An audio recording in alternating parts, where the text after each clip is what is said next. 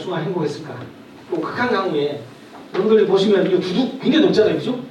이게 다 잠겼어요. 이게 잠겨가지고 한 4시간, 5시간 이렇게 잠겨 있었어요. 두둑은 높이는 게 좋아요? 낮추는 게 좋아요?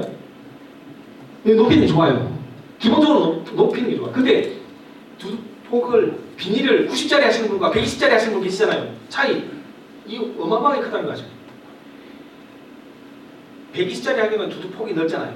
넓었을 때 그 안의 온도, 그 안의 온도가 높은 게 좀 유리해요, 낮은 게 유리해요.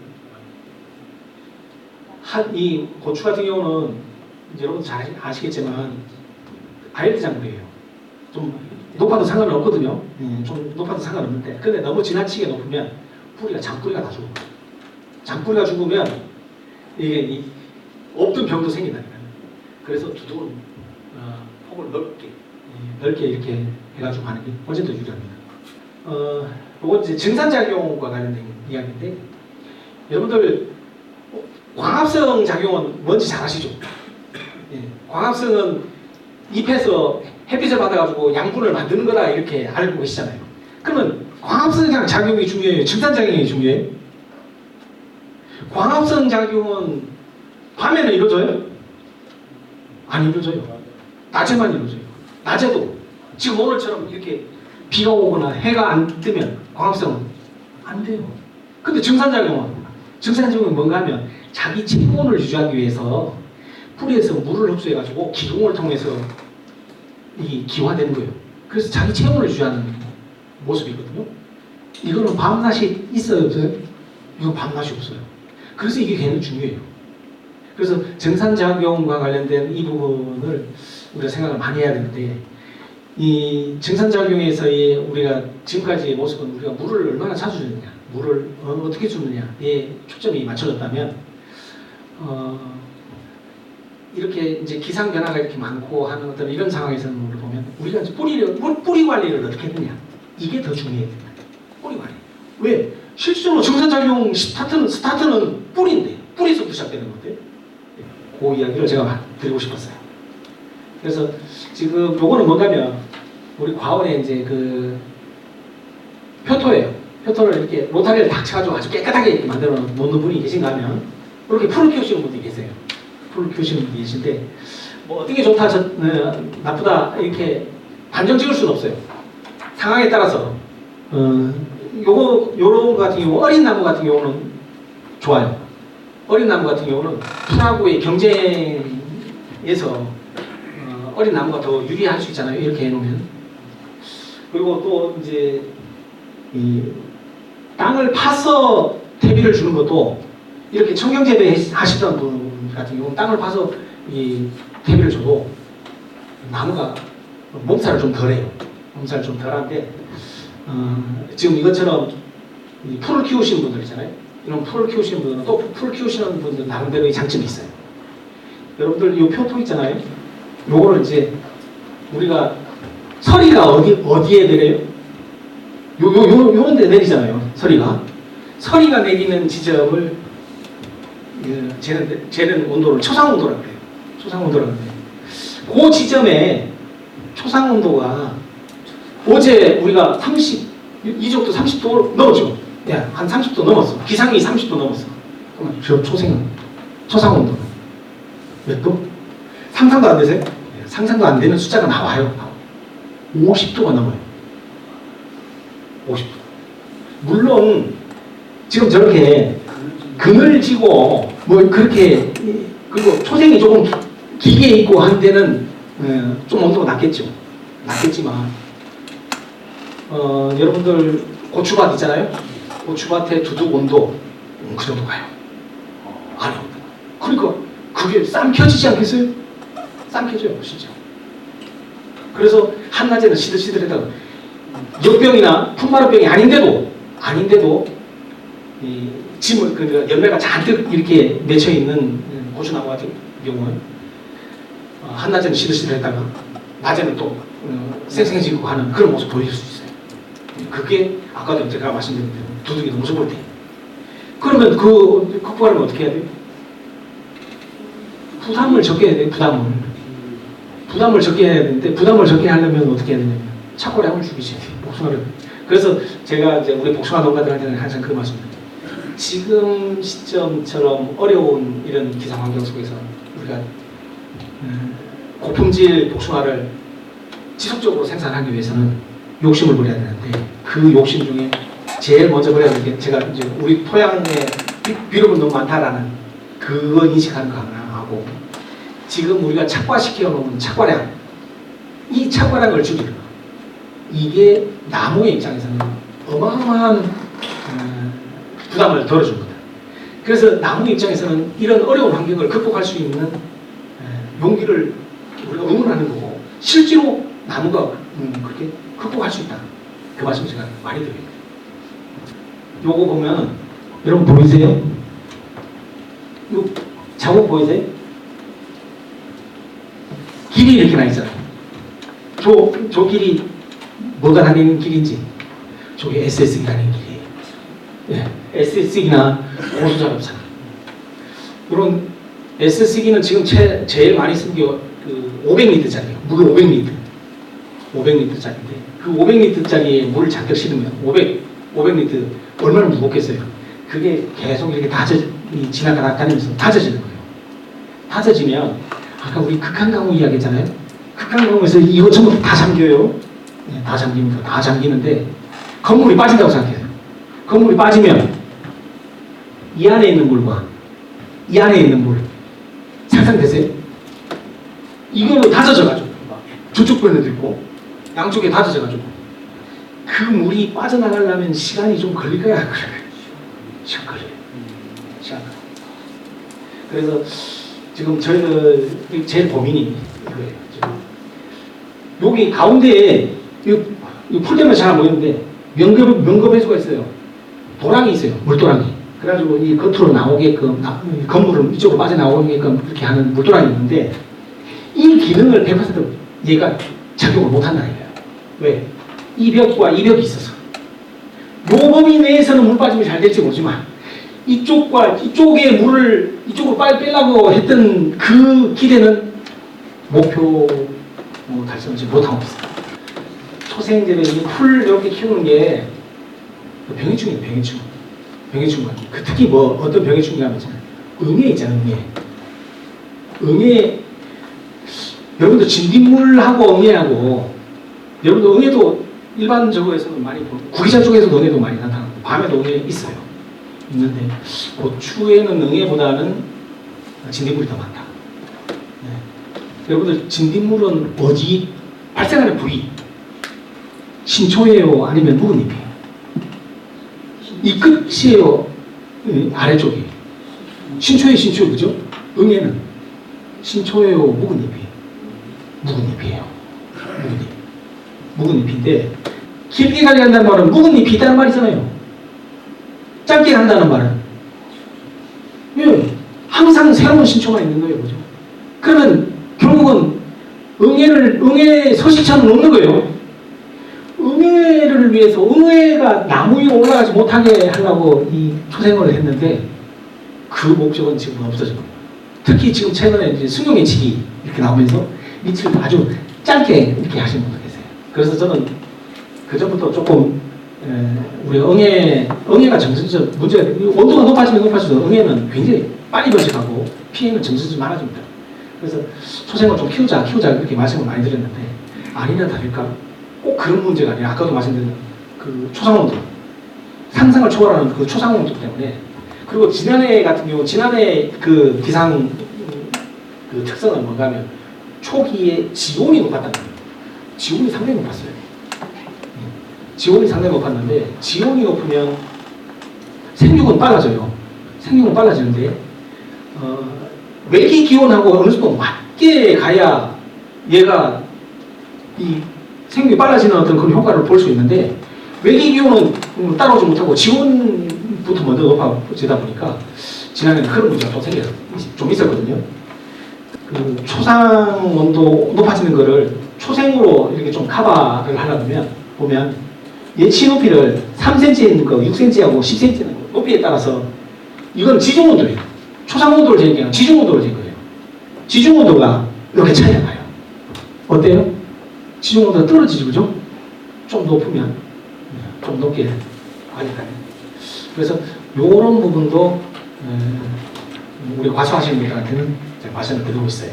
배수와 관련된 이야기. 기본적으로는 과온을 조성하려면 적지에다 가는 게 맞아요. 적지에다 가는 게 맞는데, 근데 적지가 아닌 상태에서는 저렇게 유공간도 묻고 저쪽도 높여야 되고 하는 어떤 그런 요거는 아주 명확하게 이제 그림이 딱 되네요. 여기 바퀴 자국이 고수자라든지 SS기 지나간 자리거든요. 지나간 자리. 지금 이것도 초생이 사실은 짧아요. 굉장히 연한 그 초생이잖아요, 그죠? 응의 서식치는 없어요. 이거보다 더 길어야 돼. 그리고 초생을 제외하면 이 아래쪽으로 초생이 아니고 제초생 가지고 이렇게 하시는 분인데, 여러분들 나무가 느끼기에 저 아래쪽이 더 행복할까요? 위가 더 행복할까요? 그래도 그나마 아마 위가 더 훨씬 행복하다고 생각할 거예요, 그죠? 아까 이제 우리가 이제 시비 하는데 퇴비를 뿌리는 그 건, 저는 요번이 바깥으로 이렇게 뿌리자 이 말씀을 드렸습니다. 이건 무기다 이렇게. 요거는 좀 위험해요. 특히 이제 만약에 거친 유기질 아주 큰 퇴비나 뭐 이런 걸 이용하고 있잖아요. 그러면 여기에 해충들이 있어요. 해충들이 이 주간물을 이렇게 피해를 줄 수가 있기 때문에 안 좋고, 반대로 이렇게 하는 게 좋겠다. 저쪽은 저 주간물이 있는데 저쪽은 저렇게 깨끗하게 풀 안 나게 하는 거는 맞아요. 풀 안 나게 하는 건 맞지만, 지금 보면 사진상은 구분이 안 되겠지만 저기다가 거친 퇴비를 소똥을 이렇게 잔뜩 이렇게 놔두고 해놓은 게 저건 아닌 것 같다 그 말씀드립니다. 지금 이거는 개화기 때 그냥 초생을 그냥 뒀어요. 그냥 뒀는데, 여러분들 우리가 이제 개화기, 복숭아 개화기 같은 경우는 4월 초거든요. 저희 옥천 같은 경우 4월 10일 정도를 만개로 보는데, 그 정도에서 외기 기온이 4월 11일 외기 기온 한번 생각해 보실래요? 상당히 낮아요. 상당히 낮은데, 반대로 이 지온은 어떨까요? 지온도 낮아요. 이 초상온도는 어떨까요? 초상온도도 낮아요. 그러면 우리가 이제 꽃이 폈을 때는 냉해 피해를 받는다고 그러거든요. 냉해 피해를 받는다고 그러는데, 냉해 피해를 안 받으려면 초상이 있는 게 저렇게 초상에 풀이 저렇게 있는 게 좋을 거예요? 없는 게 좋을 거예요? 예, 없는 게 좋아요. 근데 이제 또 역으로 해마다 나는 꽂는 동해를 입어, 우리 과거는 꽂는 동해를 입어, 너무 일찍 개화가 돼서 꽂는 동해를 입어, 이렇게 이야기하시는 분들, 초생을 반대로 이거보다 더 키우기 좋아요. 키우게 되면 그만큼 지온이 안 올라가고 초상온도가 안 올라가다 보니까, 아까 제가 그 말씀 드렸잖아요. 지온이 올라가면 뿌리가 그만큼 빨리 움직인다고. 그럼 생육이 그만큼 빨라지니까 그거를 억제할 수 있어요.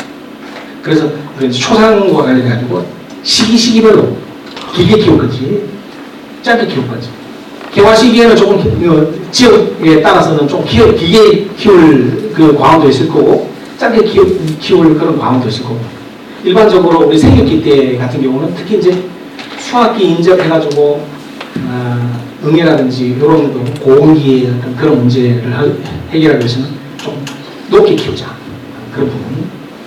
복숭아 나무는 이렇게 햇빛에 이렇게 잘 개요. 보이시죠? 상처 투성이 있는데. 그러다 보니까 물과 영양분이 올라가는 통로가 그만큼 줄어들잖아요. 그러다 보니까 죽는데, 이런 거를 억제하려고 그러면, 이게 누워있어서 그래요. 이렇게 서 있으면 훨씬 덜해요. 누워있다 보니까 햇빛도 그만큼 안 들고 보게 되고, 햇빛에 그대로 노출되다 보니까 이 잠재에 있는 게 아까 그 모습이 잠재에 있다. 맞습니다. 그래서 이 뒷면에 나는 가지, 저 뒷면에 나는 가지를 어떻게든 유지하는 게, 그게 복숭아 재배에 있어서 기술입니다. 저쪽은 굉장히 너덜너덜하죠. 위에는 저 너덜너덜한 저 쓸모없는 저 가지 같지만 저거 없애는 순간 이렇게 돼버려요. 이렇게 돼버리면 이 지상부의 열매는 우리가 생각하는 그런 열매를 생각할 수가 없습니다. 요거는 뭐 아까 제가 말씀드린 대로 도단지 한꺼번에 너무 자르면 안 된다라는 그 말씀이고요. 그래서 우리가 이렇게 적심을 이렇게 한다 그 말씀이고, 요게 아까 이제 보는 2차 성장한 모습이에요.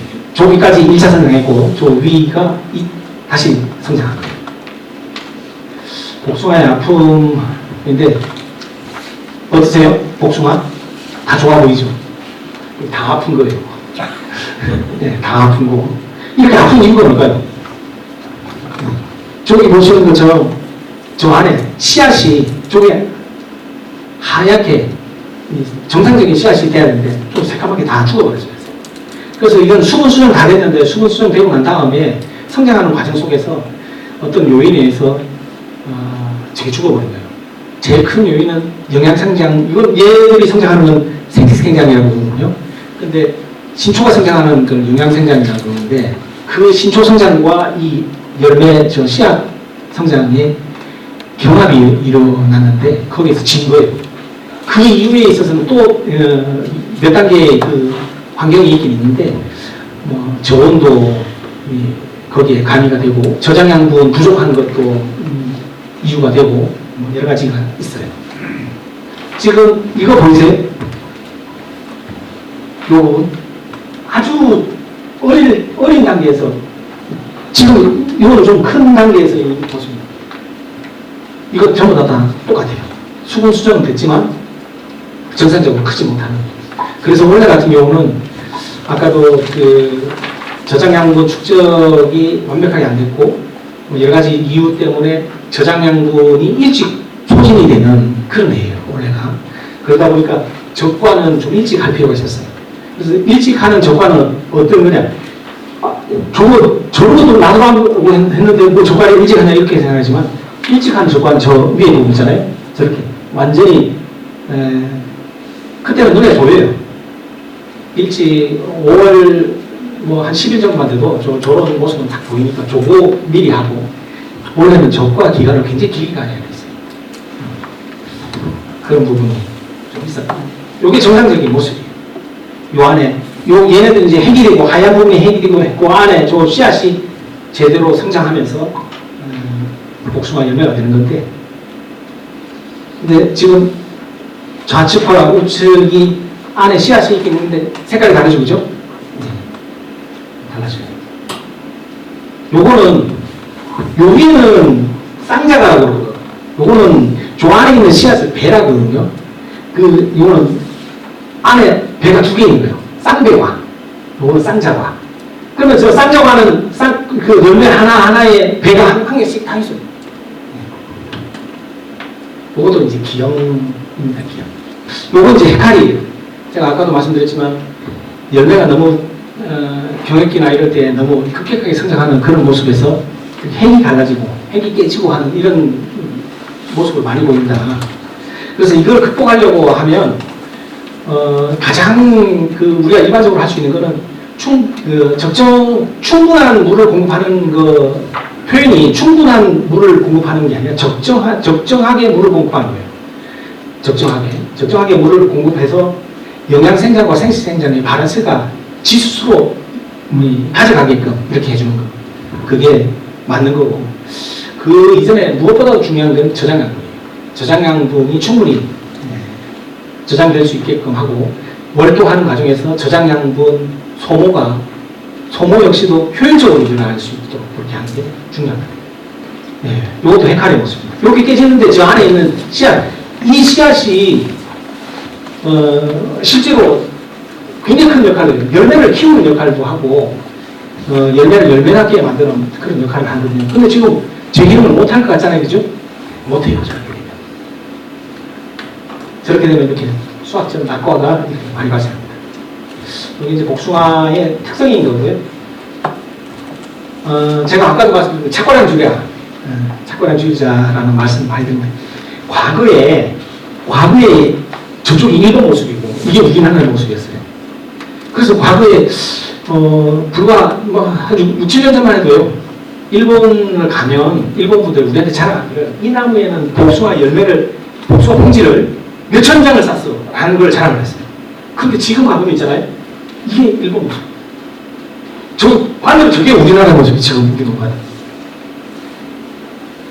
저렇게 해서 달아가지고 저렇게 많이 착화시켜가지고 생산하던 분들은 왜 이렇게 착화량을 조절했을까요? 품질이고 그분들 역시도 우리가 겪고 있는 이런 기상 변화 이거 겪고 있거든요. 그 변화를 우리가 뭐 어떻게 노력해서 극복하는 게 아니라 나무가 스스로 극복할 수 있게끔 하는 어떤 그런 환경을 만들어주기 위한 진정한 도충과 사랑의 모습을 실천하는 게 아닌가 하는 그런 생각이 들더라고요. 실제로 139개와 225개 착화시킨 나무에서 우리가 극한 가무라든지 극한 기온이 있었잖아요. 한낮의 온도가 뭐 34도, 35도만 이렇게 올라가는. 이 34도, 35도는 항상 있긴 있었어요. 있긴 있었는데 이거 뭔가 하면 이거 지속기간이에요. 지속시간. 아까 우리 봤잖아요. 9시에 이미 30도 육박이죠. 30도가 넘는 시간이 과거에는 하루에 한 3시간 정도밖에 안 됐어요. 근데 지금은 9시부터 시작해가지고 예전에 2시에 최고 온도 피크를 찍었는 게 지금 4시에 피크를 찍잖아요. 그러면 결국은 뭐냐면 9시에 30도가 6시에 30도. 그러면 몇 시간이 30도에 있는 거예요. 이게 문제예요, 이게. 이거를 복숭아나무가 극복을 못한 거예요. 복숭아나무가. 그래서 착과량을 주게 되면 그나마 조금 낫지 않겠나 하는 거. 요건 이제 은혜페이의 모습이에요. 은혜페이. 아까 말씀드린 대로 은혜페이. 요거 개미가 있는 요건 뭐 무슨 피의 모습일까요? 그냥 진딧물. 예, 진딧물의 모습. 요게 이제 노린재. 요 보이세요? 요 가운데 파란 거? 요게 장미 노린재인데요. 얘네들이 어릴 때 저렇게 헛집을 해놓으면 잎이 저렇게 너덜너덜해져요. 너덜너덜해지는 그런 모습 보이는데 원래 이게 하나도 없었어요. 거의 없었어요. 열매는 요런 모습으로 만든 거예요. 복숭아 열매. 노린재가 고추에도 있죠. 고추에도 많아요. 그래서 기형을 만들어요. 신기 그러더만. 예. 요거는 이제 순나방이라고 해가지고 복숭아에서 문제는 신초를 이렇게 가해를 해요. 1년에 한 5번 정도 발생을 하는데 요거는 병인데요. 세균구멍병이라고 해가지고 세균성병이에요. 고추에서 세균성병은 뭐가 있죠? 탐제병은 곰팡이병이고요. 세균성 정리병이라고 있어요. 잎이 노랗게 되면서 낙엽이 져버리는 거예요.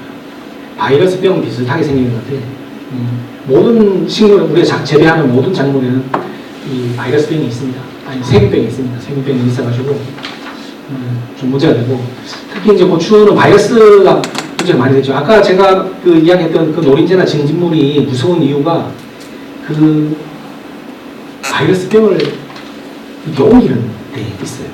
그래서 초기에 그 걔네들 해충을 잡지 못하면 바이러스에 그냥 노출돼가지고 다행히 지금은 그 품종이 저항성 품종들이 많이 있어가지고 그나마 좀 덜한데 그래도 초기에 병해충 만들고 진딧물하고 노린재는 꼭 필요합니다. 요거는 뭐 복숭아에서 나올 수 있는 병과 관련된 모든 이야기인데요. 좀 여러분들한테 다른 말씀 드리려고 하는 것보다 이거 드리는 게 좋을 것 같아요. 여러분들 작용기작 아시죠? 처음 들어보셨어요? 농약을 치는데 개통이 나는 농약을 치라는 건 잘 아시죠? 개통만이 아니라 개통은 같아도 거기 안에 작용기작이 다른 게 있어요. 살균제는 가나다라로 이렇게 표시되어 있고 살충제는 1, 2, 3, 4로 이렇게 표시되어 있어요. 그래서 이제 살균제 같은 경우는 좀 카로 표시되어 있는 거는 보호제예요. 근데 다는 뭐냐면 요거는 초기 살균제예요. 침투이행성 살균제인데 근데 문제점이 뭔가 하면 얘네들은 내성이 진짜 제일 많이 내성이 생겨요. 그래서 1년에 한 작목에 2번 이상 치지 말라는 거예요. 그리고 저 사로 시작하는 거는 여러분 일반적으로 아시는 치료제예요. 치료제라고 하는데 근데 얘네들 역시도 내성이 잘 생겨요. 그래서 다나 사는 작용기작 다나 사는 내성을 항상 주의를 하셔야 된다.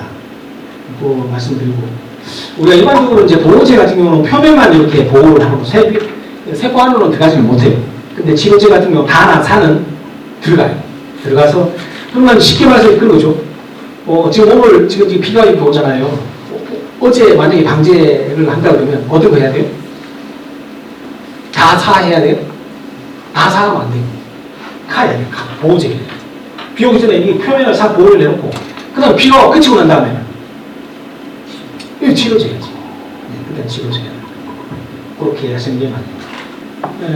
우리가 이제 치료제라고 하더라도 발병 초기 한 5% 수준에서 그때 치료라는 그 상황이 우리가 전개가 될 수 있지, 그 이상 넘어가면 현상 유지예요.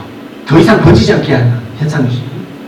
그리고 실제로 이제 그 치료제라고 하는 게 실제 살포했을 때 그 농도의 100분의 1도 식물체 내에 흡수가 안 된다는 거예요. 침투해성이라고 하지만 그만큼 침투하는 게 그만큼 우리가 생각하는 것처럼 그렇게 많지는 않다.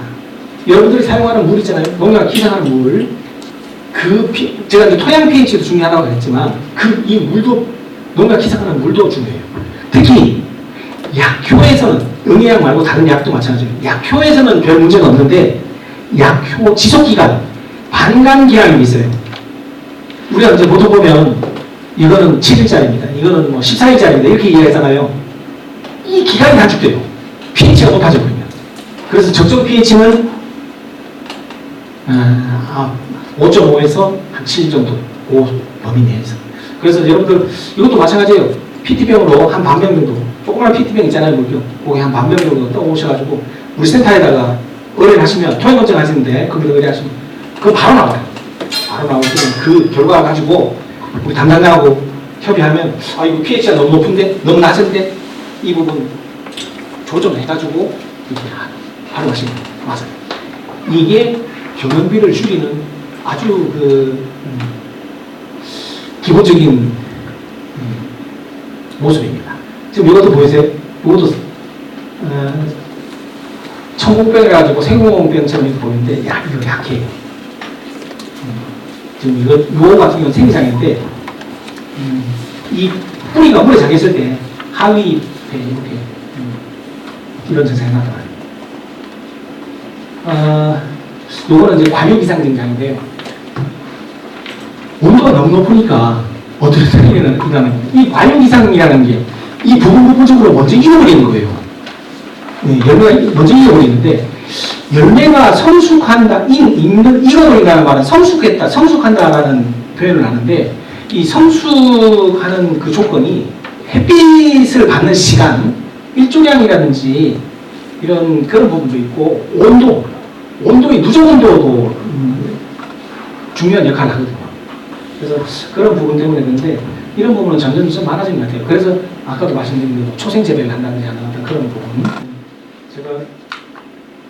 이건 제가 쓴 글인데 여러분들 한번 읽어봐 주세요.